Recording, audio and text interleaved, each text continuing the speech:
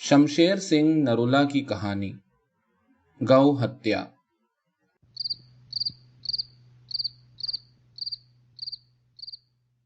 जब शीतल प्रसाद देहाती इक्के में हिचकोले खाता अपने गांव के करीब पहुंचा तो थकी मांदी शाम उस तरफ रेंग रही थी। वहां के बेहवास कुत्ते बेधड़क तरीके से उस पर भौंक रहे थे।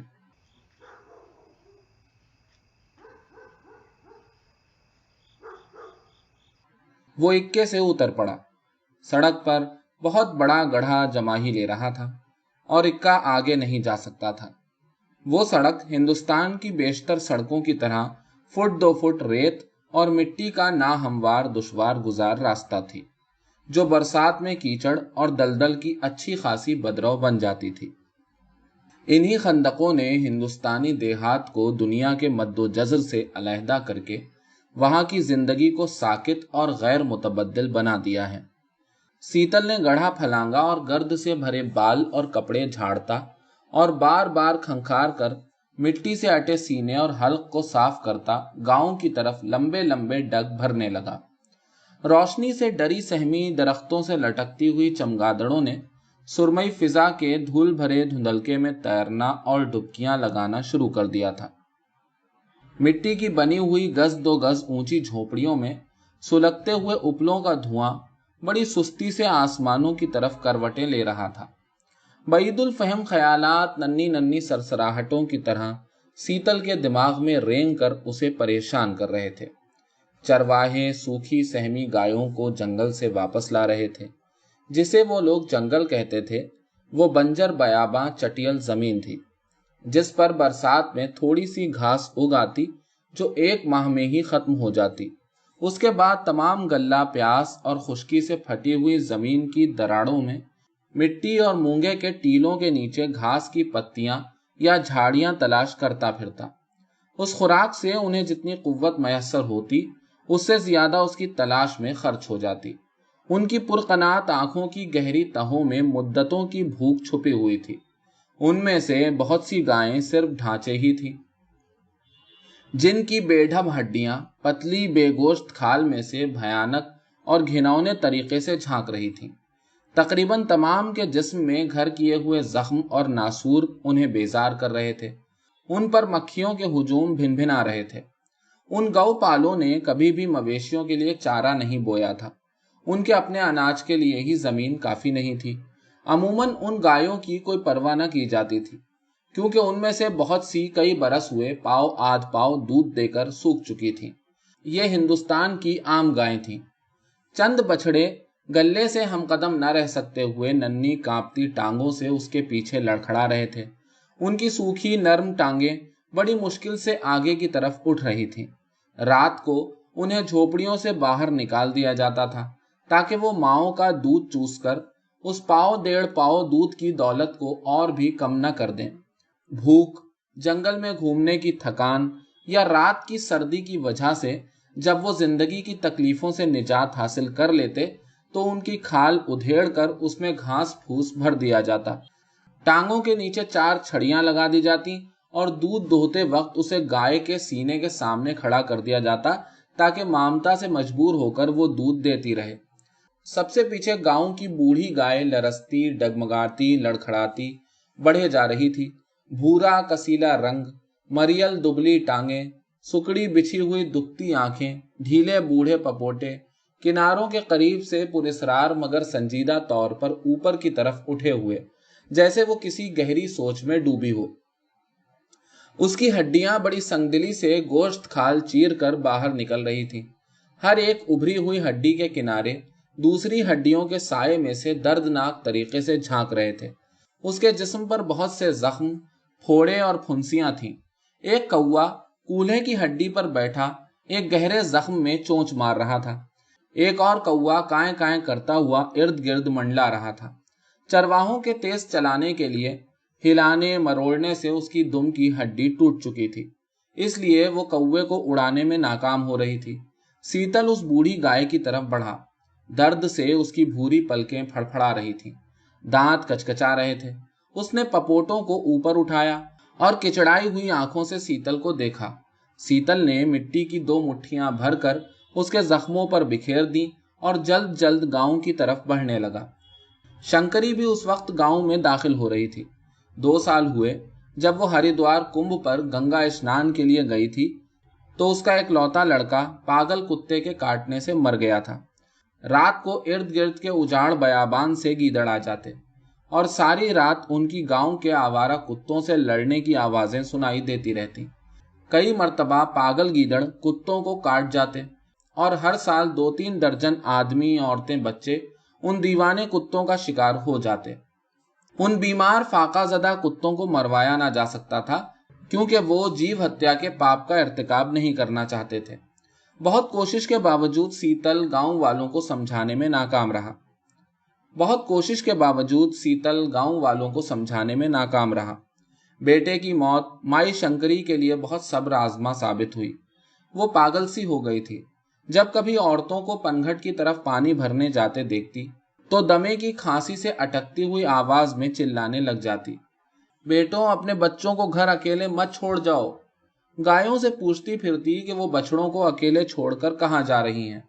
سارا دن کھیتوں میں چڑیوں کے پیچھے لڑکھڑاتی پھرتی اور ان سے التجا کرتی کہ وہ اپنے بچوں کو اکیلا نہ چھوڑیں۔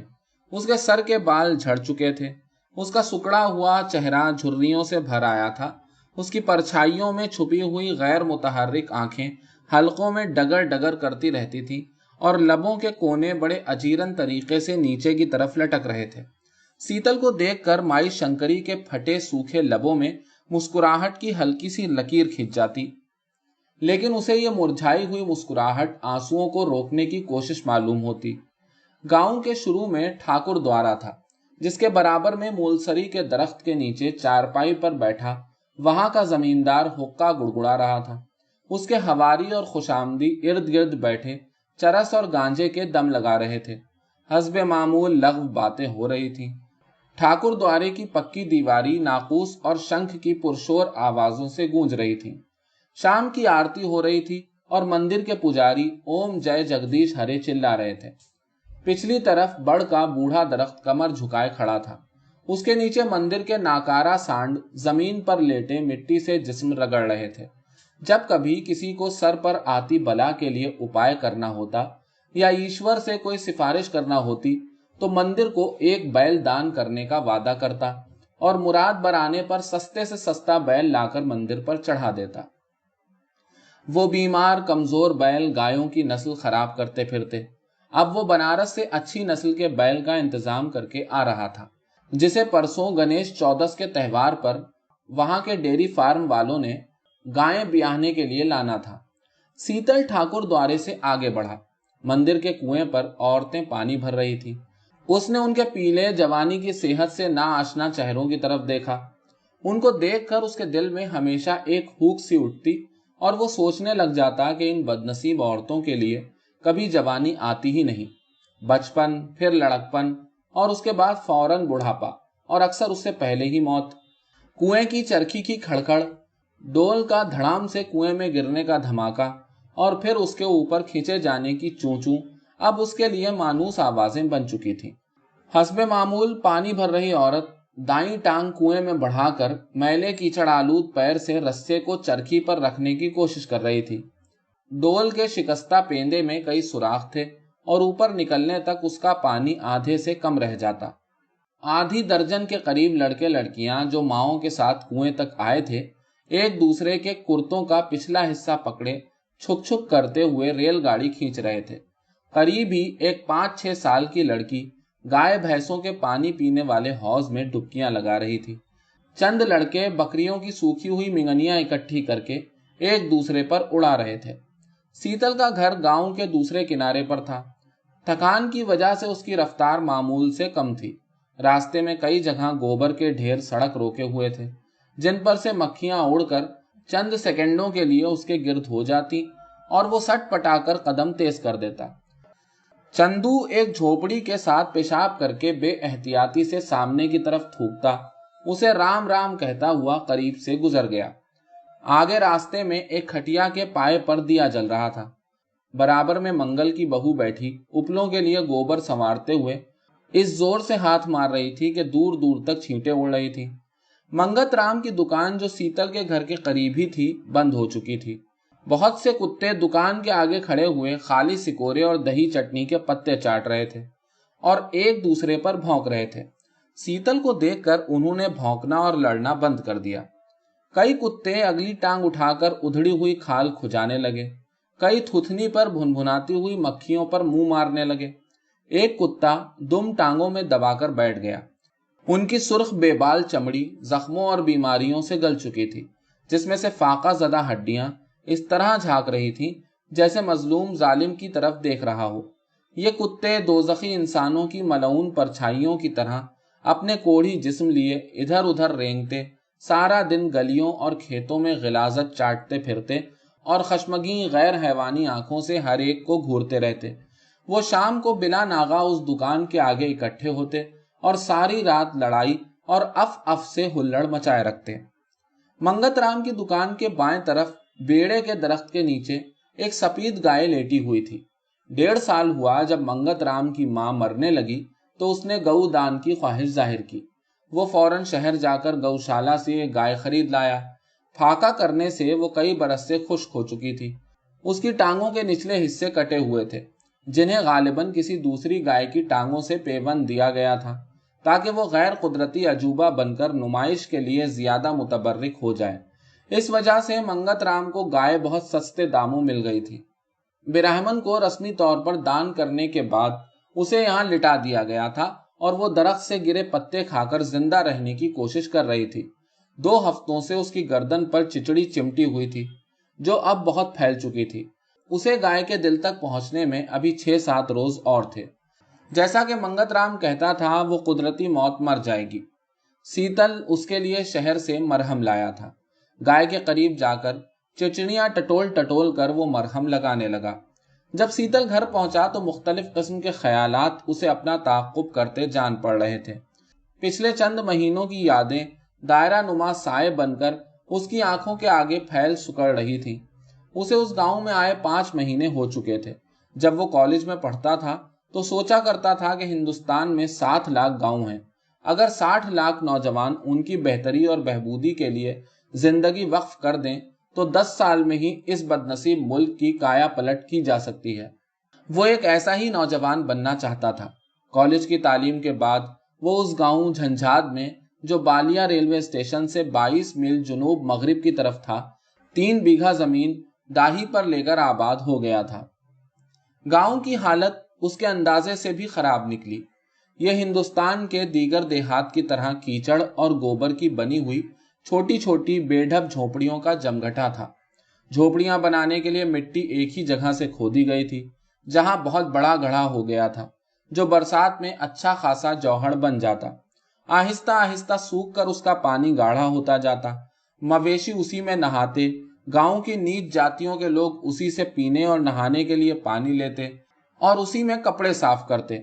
اس جوہڑ پر ہر موسم میں مچھروں کی چھاؤنیاں لگی رہتی تھیں جو رات کے وقت لوگوں کو پل بھر کے لیے بھی چین نہ لینے دیتے تھے۔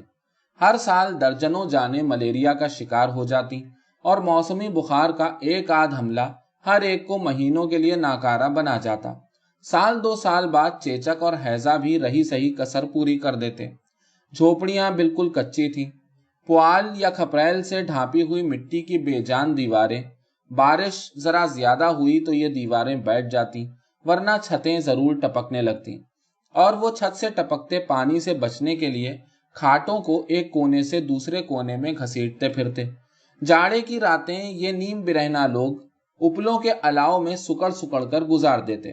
جب مئی اور جون میں آندھیاں اور جھکڑ چلتے تو پوال کی ہلکی چھتیں اڑ کر کئی کئی میل دور جا گرتی اور وہ بغیر کسی پناہ کے رہ جاتے۔ جھونپڑیوں میں کوئی کھڑکی یا روشن دان نہیں تھا۔ چولہے کا دھواں اندر ہی چکر کاٹتا رہتا۔ لالٹین تو کیا، مٹی کے تیل کے معمولی سے لیمپ بھی ان کی قسمت میں نہیں تھے۔ کڑوے تیل کے دیے سے نکلتی ہوئی کالی سپولیاں ہوا کو ڈس ڈس کر زہر بنایا کرتی تھیں۔ کسی بھی گھر میں پائخانہ نہ تھا۔ بچے گلیوں میں بیٹھ لیتے، مرد اور عورتیں باہر کھیتوں میں چلے جاتے۔ اس غلاظت کی وجہ سے کروڑوں مکھیاں، کیڑے، ٹڈے اور دیگر حشرات الارض اتنا کوہرام مچائے ہوئے تھے کہ جینا دوبھر تھا۔ ہر طرف گندگی اور گرد تھی اور لوگوں کے دلوں میں اس سے بھی متعفن جہالت پڑی سڑ رہی تھی۔ ہندوستان میں پھولوں کے سوا ہر چیز بدبودار ہے۔ گاؤں کا سب سے پیچیدہ مسئلہ وہاں کی گائیں تھی۔ 117 کے گلے میں سے 100 سے زائد تو سوکھی تھی، باقی صرف پاؤ ڈیڑھ دودھ دیتی تھی، جو گاؤں والوں کی ضرورت کے لیے ناکافی تھا۔ رات کو یہ گائیں فصلیں خراب کرتی پھرتیں اور دن بھر باہر اجاڑ میں گھاس کی پتیوں کی تلاش میں گزار دیتی۔ ان کے چارے کا کوئی انتظام نہیں تھا۔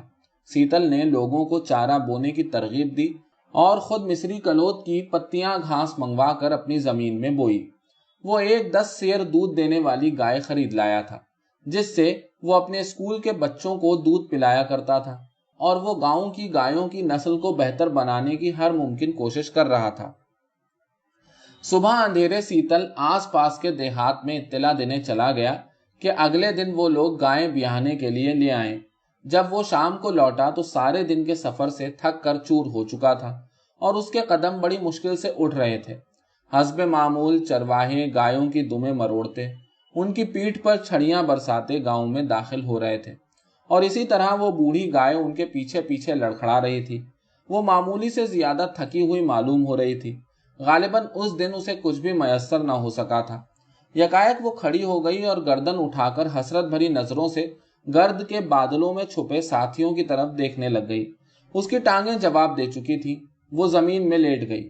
ارد گرد گھومتے کتے اسے گرتا دیکھ کر ادھر دوڑے۔ یہ دیکھ کر کہ اس کا آخری وقت آ پہنچا ہے، وہ زور زور سے بھونکنے لگے، جسے سن کر اور بہت سے کتے بھی ادھر آ جمع ہوئے۔ وہ پر اشتیاق تھوتھنیوں سے اسے سونگھنے اور خشک زبانوں سے اسے چاٹنے لگے۔ ان کے وحشت ناک جبڑوں میں پانی بھر آیا تھا۔ ان کی بھوکی پسلیاں پھڑپھڑا رہی تھیں۔ گائے نے سر اٹھا کر چند بار ادھر ادھر ہلایا اور بے بس ہو کر زمین پر رکھ دیا۔ اس کا منہ کھلا ہوا تھا، جس میں سے زبان لٹک رہی تھی۔ کتے بھونکتے، چیختے، غراتے، ہانپتے، وحشی تیکھے دانت کچکچاتے، اپنی شدید ضرورت سے مجبور اس کی بوٹیاں نوچنے لگے۔ سیتل بھی اتنی دیر میں وہاں پہنچ چکا تھا۔ گائے ہانپ رہی تھی اور اپنی آنکھوں کی بھیگی خلا میں سے کتوں کو گھور رہی تھی۔ سیتل کو دیکھ کر کتے ڈرتے ڈراتے پیچھے ہٹ گئے، سوائے ایک حاملہ کتیا کے جس کی نیلی آنکھوں سے کئی ننھی بھوکی جانیں جھانک رہی تھیں۔ دوسرے کتے ڈگمگا رہے تھے۔ اس نے مامتا سے مجبور ہو کر بے باکی سے لپک کر گائے کے منہ میں سے لٹکتی ہوئی زبان نوچ لی۔ گائے تڑپنے لگی۔ اس کے ڈیلے ابھر آئے، ان میں نفرت اور غصہ جھلک رہا تھا۔ اس کی لیکھوں بھری پلکیں پھڑپھڑانے لگیں، اس کے نتنے پھول گئے اور چند لمحوں ہی میں وہ اپنے جسم کے دکھوں سے آزاد ہو گئی۔ سیتل کا رواں رواں کانپ اٹھا۔ اسے آنکھوں پر اعتبار نہیں آ رہا تھا۔ تلخ گھناؤنی الجھن سے اس کا دماغ چکرانے لگا۔ اس سے وہاں کھڑا نہ ہوا گیا۔ کتیا کی آنکھوں میں بھوک سے تڑپتی ہوئی ننھی ننھی جانیں، چچری زدہ سفید گائے کی موت کا انتظار اور اس کی کٹی ہوئی ٹانگیں، بھوری گائے کے زخموں میں چونچ مارتے ہوئے کوے، ان کے سوا راستے میں اسے کچھ بھی دکھائی نہیں دے رہا تھا۔ بہت سی ملول زخمی آوازیں اس کے کانوں کے پردے ڈگڈگا رہی تھیں۔ کمرے میں پہنچ کر سیتل نے کانپتے ہوئے ہاتھوں سے لیمپ روشن کیا اور چارپائی پر لیٹ گیا۔ اس کے ذہن میں بے شمار متضاد خیالات ایک دوسرے سے دست و گریبان ہو رہے تھے۔ نیم غنودگی کے عالم میں اس کے آگے گاؤں کی تمام گائیاں گھومنے لگیں۔ مریل گایوں کی ہڈیوں کے درمیانی گڑھے یکایک اسے بہت گہرے اور تاریک معلوم ہونے لگے، جن میں بے انتہا لوگ ٹھوکریں کھا کر گرتے جا رہے تھے۔ گایوں کی بھوکی ننگی پسلیاں تیز چھریاں بن کر اس کا جسم چیرنے لگیں۔ سیتل نے لیمپ کی مدھم لو کی طرف دیکھا۔ وہ اس کی کانپتی ہوئی تھوڑی کی طرف تاک رہی تھی اور اس کے ہیجانی جذبات کا بغور معائنہ کر رہی تھی۔ ماحول سے نفرت کا احساس اس پر غالب ہوتا جا رہا تھا۔ ملامت کے چپتے ہوئے خیالات اس کے جسم پر لاتعداد کھٹملوں کی طرح رینگنے لگے۔ اسے ایسا لگ رہا تھا کہ اس کی نسوں میں خون کی جگہ زہر بھر دیا گیا ہے۔ کھوپڑی میں کڑوا دھواں اور وہ کھاری سمندر کو شہد کی ایک دو بوندیں ڈھال کر میٹھا کرنے کی طفلانہ کوشش کر رہا ہے۔ اس کے بعد وہ لیمپ کے شعلے کو بڑے انہماک سے دیکھنے لگا۔ وہ اسے کہہ رہا تھا کہ شہر ہی وہ مکھیوں کے چھتے ہیں جن میں تہذیب و تمدن کا شہد پیدا ہوتا ہے۔ جب تک ہندوستان کے کم از کم آدھے گاؤں اکٹھے کر کے شہر نہیں بنا دیے جاتے، تب تک یہ جہالت دور نہیں ہوگی اور ترقی خواب ہی رہے گی۔ اس کے بہت عرصے بعد تک وہ چکاچوند آنکھوں سے لیمپ کا چہرہ تکتا رہا۔ اس کے دماغ سے عجیب قسم کے تصورات کے بخارات اٹھ رہے تھے۔ کبھی کبھی ذہن پر بے بسی کا سکون چھا جاتا، لیکن اسے اس سکون کے حملے خیالات کی بمباری سے بھی زیادہ پریشان کر دیتے۔ اچانک سیتل کو یوں محسوس ہوا کہ یہ خیالات اس کے بھیجے میں اس طرح رینگ رہے ہیں جیسے گلے سڑے امرود میں سفید کیڑے۔ وہ سٹ پٹا کر کھاٹ سے اٹھ کھڑا ہوا، کن پٹیاں رگڑنے اور سر جھٹکنے لگا۔ گاؤں میں داخل ہوتے گیدڑوں کی ہو ہو ہپ ہپ، کتوں کی دردناک اف اف، سوروں کی چیخیں، مچھروں کی بھن بھناہٹ، الوؤں کی ہوک اور دوسری سینکڑوں قسم کی ناقابل فہم پرشور آوازیں اس کے کانوں میں بجنے لگی۔ اسے یہ سب پرماتما سے موت کے لیے دعائیں معلوم ہو رہی تھیں۔ باہر ہوا درختوں کو جھٹکے دے رہی تھی۔ ان کے پتوں کی سرسراہٹ سے سیتل کو یوں محسوس ہونے لگا کہ پرندوں کے بے شمار جھرمٹ کسی دوسری دنیا کی طرف اڑے جا رہے ہیں۔ کتوں کی اف اف اسے موت کے لیے بے بس خواہش معلوم ہونے لگی۔ اس کا اپنا دل بھی موت کے لیے للچانے لگا۔ اس کے جسم میں سوئیاں سی چبھ رہی تھی۔ اسے محسوس ہونے لگا کہ ایسے تصورات کا فوارہ اس کے دل میں پھوٹ پڑا ہے جنہیں اس کی فطرت سے کوئی نسبت نہیں، اور یہ اجنبی خیالات اس پر غالب ہوتے جا رہے ہیں اور اس کے ہاتھوں کو ایک ذریعہ بنانا چاہتے ہیں۔ سیتل نے کھیتوں کے چوہے مارنے کا زہریلا سفوف آٹے میں گھولا اور اسے لے کر مکان سے باہر کتوں کی آوازوں کی طرف چلنے لگا۔ اسے ایک زبردست کشش ان کی طرف کھینچ رہی تھی۔ آسمان کی نیلی مٹیالی خاموشی میں ننھے ننھے بادل راستہ بھول کر بھٹک رہے تھے۔ اندھیرے کی گہری دھاریاں غم آنگی آنکھوں سے اسے تک رہی تھیں۔ جوہر کی تہ میں ننھے معصوم ستارے کانپ رہے تھے۔ وہ منگت رام کی دکان کے قریب پہنچا۔ تمام کتے سفید گائے کا حلقہ کیے ہوئے تھے۔ ان کے دانتوں میں ایک نئی وحشت تھی۔ بے بسی کے عالم میں جیسے کسی بیرونی طاقت کے زیر اثر اس نے زہریلے آٹے کو کتوں کے آگے ڈال دیا۔ وہ لپ لپ اسے چاٹنے لگے۔ سیتل کے چلے آنے کے بعد چچری کی ستائی گائے نے بھی آس پاس رینگ کر اسے چاٹ لیا۔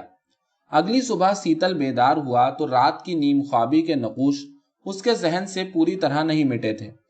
جب وہ نہا کر کپڑے بدل کر باہر نکلا تو اس نے دیکھا کہ کتوں کے علاوہ سفید گائے بھی اس کی جرأت پریشان کا شکار ہو چکی ہے۔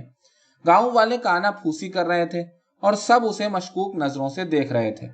مختلف چیزیں بیچنے والے مندر کے ارد گرد ساما سجا رہے تھے۔ نزدیکی دیہات کے لوگ میلہ دیکھنے آنے لگ گئے۔ بھینسیں جوہر سے نکل آئی تھیں اور گیلے کیچڑ بھر جسم تماشائیوں سے رگڑ رہی تھی۔ ایک بوڑھا برہمن مندر کے برابر میں بیٹھا مالا، کنٹھے، جنیو، گنگا جلیاں فروخت کر رہا تھا۔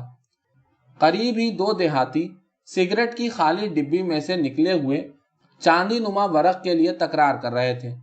4 آنے کی فوٹو والے فوٹوگرافر کے محل اور باغیچے والے پردے کا بہت سے لوگ معائنہ کر رہے تھے۔ اتنے میں ڈیری فارم کے ملازم سانڈ لیے آ پہنچے اور لوگ اس کے ارد گرد اکٹھے ہونے لگے۔ سیتل گاؤں کی دوسری طرف جہاں گائیں اکٹھی کی ہوئی تھی بیل لے جانے کے لیے مجمع کو ایک طرف کرنے لگا۔ لوگوں نے اتنا موٹا اور تندرست بیل پہلی بار دیکھا تھا۔ وہ بھی اس کے پیچھے ہو لیے۔ حسب عادت منع کرنے کے باوجود لڑکے اسے چھیڑنے لگے۔ ٹھاکر کیرت سنگھ کا لڑکا اس کی دم مروڑنے لگا۔ بیل درد برداشت نہ کر سکا اور اس نے ٹھاکر کے لڑکے پر حملہ کیا۔ دم چھڑا کر وہ لوگوں کے جمگھٹے سے بھاگ نکلا۔ لوگ بھی اس کے پیچھے بھاگنے لگے۔ زمیندار کے لڑکے کو چوٹ لگی دیکھ کر کئی آدمی بیل کو لاٹھیوں اور چھڑیوں سے پیٹنے لگے۔ بیل نے بھی چند اور آدمیوں کی جوتیں لگائیں، جس سے لوگوں کا غصہ اور بھی بھڑک اٹھا۔ انہوں نے بیل کو اس بے رحمی سے پیٹا کہ اس کی پیٹھ سرخ ہو گئی اور وہ زمین پر گر پڑا۔ سیتل سے لوگ ناراض تھے ہی، بیل کو بچانے کی کوشش میں وہ بھی اتنا پیٹا گیا کہ نیم جان ہو کر گر پڑا۔ ڈیرے کے ملازم جنہیں خود کم و بیش چوٹیں آئی تھیں، ان دونوں کا بھینسا گاڑی میں ڈال کر شہر کی طرف لے گئے۔ مندر کے ایک برہمن نے گاڑی میں بے ہوش پڑے سیتل کی طرف آنکھوں سے اشارہ کرتے ہوئے کہا، دیکھا، ایشور نے گو ہتیا کے پاپ کی کتنی جلدی سزا دی۔ گاؤں میں گو ہتیا ہوئی تھی، اس لیے پجاریوں نے گنیش چودس کا تہوار منانے سے انکار کر دیا۔ شام کو ٹھاکر دوارے میں اس کے پرائشچت کے لیے تدبیریں سوچنے کے لیے پنچایت ہوئی۔ 101 سیر گھی کا ہون ہونا ضروری تھا، کیونکہ مندر کے پجاری دیسی گھی کے دام وصول کر کے اور بناسپتی گھی جلا کر کافی نفع حاصل کر لیا کرتے تھے۔ گودان بھی لازمی تھا۔ ان پجاریوں کی سیتل کی 10 سیر دودھ دینے والی گائے پر نظر تھی۔ مختلف قسم کے وید منتروں کا 1.25 دفعہ جاپ ہونا تھا۔ گنگا جل گاؤں میں چھڑکا جانا تھا۔ اس سب پر انہوں نے 200 روپے گنوا دیے۔ آخر بہت منت سماجت کے بعد 100 روپے پر فیصلہ ہوا، جس میں سے آدھے زمیندار نے دینے کا وعدہ کیا۔ ہون، گودان اور دوسری رسومات کا 4 دن کے بعد ہی مہورت نکل گیا۔ ٹھاکر کیرت سنگھ نے سیتل کی گائے اپنے پاس منگوا لی۔ گاؤں والوں نے بھی 2 دن میں 50 روپے اکٹھے کر دیے۔ تیسرے دن ٹھاکر سیتل کی گائے کو شہر لے گئے، اسے بوچڑ خانے میں 88 روپے میں بیچ دیا اور پھر گوشالہ کا رخ کیا۔ گوشالہ کے دروازے پر کرشن جی کی تصویر تھی۔ نیلے رنگ کے کرشن مراری صحت مند بشاش گایوں کو سبزی سے مست کر رہے تھے، اور گوشالہ کے اندر وہی بھوکی موت کا انتظار کرتی ہوئی گائیں تھیں۔ وہاں سے ٹھاکر جی نے ایک سوکھی گائے، جیسی کہ گاؤں میں پہلے ہی بہت سی تھیں، 13 روپے کو خریدی۔ اس کے بعد بازار سے 5 روپے کے بتاشے لیے اور باقی 70 روپے سنبھال گاؤں لوٹ آئے۔ اگلی صبح ٹھاکر دوارا خوب سجا ہوا تھا۔ آم اور نیم کے پتوں کی جھنڈیاں اس کے چاروں طرف لگی ہوئی تھیں۔ دروازے پر گیلے کپڑوں کے ستون کھڑے کیے ہوئے تھے۔ اندر گیرو سے جا بجا گنیش کا نشان بنا ہوا تھا۔ سنگے مرمر کے فرش کو پوتر بنانے کے لیے اس پر گوبر کا لیپ کیا ہوا تھا۔ کرشن جی کی مورتی پر چندر کلا کا سنہری مکٹ، جو خاص موقعوں پر باہر نکالا جاتا تھا، لگا ہوا تھا۔ ہون کے بعد ٹھاکر کیرت سنگھ نے گائے منگوا بھیجی۔ اس کا سارا جسم گیرو سے رنگا ہوا تھا اور اس پر لگے ہوئے چاندی کے سفید ورق بہت بھلے معلوم ہو رہے تھے۔ اس کے سینگوں پر کناری وامولی لپٹی ہوئی تھی۔ اس نے تمام لوگوں کا ہاتھ چھوا کر گائے برہمن کو دے دی۔ وہ سیتل کی گائے کے بجائے اس مریل گائے کو دیکھ کر بہت سٹ پٹائے، لیکن خاموشی کے سوا چارہ ہی کیا تھا۔ ٹھاکر جی نے 50 روپے اپنی گرہ سے نکال اور 50 گاؤں والوں کے ڈال 100 پجاری کے ہاتھ میں پکڑا دیے۔ بتاشوں کا پرساد لوگوں میں بانٹا، پھر باقی کے 20 روپے بھی پجاری کے ہاتھ میں تھما کر بڑے فیاضانہ انداز میں کہنے لگے، پنڈت جی یہ لو 20 روپیہ، اور پوجا پاٹ خوب اچھی طرح کرنا، دیکھنا کوئی کسر نہ رہ جائے۔